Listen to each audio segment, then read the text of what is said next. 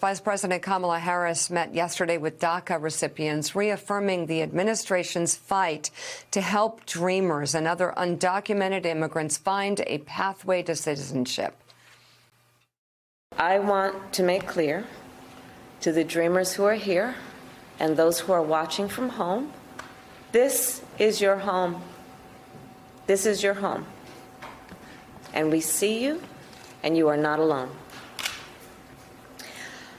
The President and I, needless to say, and I hope many of you saw his town hall yesterday, we are unequivocal that we recognize you for the Americans that you are, and that we recognize that you deserve all the rights that come with American citizenship.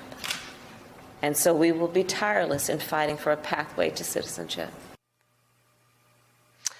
Last week, a federal judge in Texas ruled that DACA is unlawful and blocked the Biden administration from approving new applications for the Obama-era program. Alicia, where does this go from here?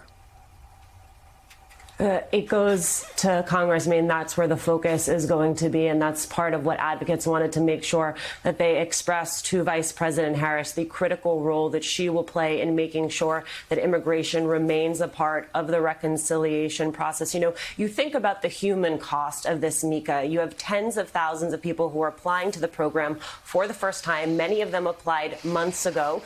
Their applications have been held up, haven't been processed yet because of a backlog at USCIS. Which means they can't get work authorization, they can't get driver's license. Most importantly, they're not shielded by the specific protection against deportation. Then you have the 600,000 or so people who are already a part of the program who now see it as an existential threat to the program itself. Why? You have Biden saying that the Department of Justice is going to appeal this ruling. That means it's going to head to the Fifth Circuit. The Fifth Circuit in the past has upheld rulings against the program, which means it could very well be paving the path for this to head to the Supreme Court. Now, you'll remember a year ago, the Supreme Court decided that the Trump administration had acted unconstitutionally in deciding to rescind the DACA program.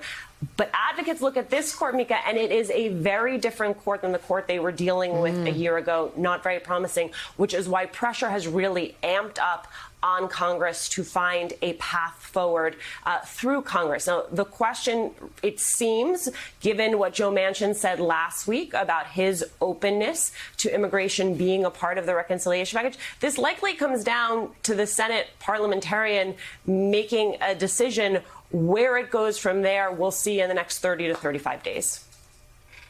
All right, Alicia Menendez, host of American Voices on MSNBC Weekends. Thank you very much. And Eugene Robinson, thank you as well.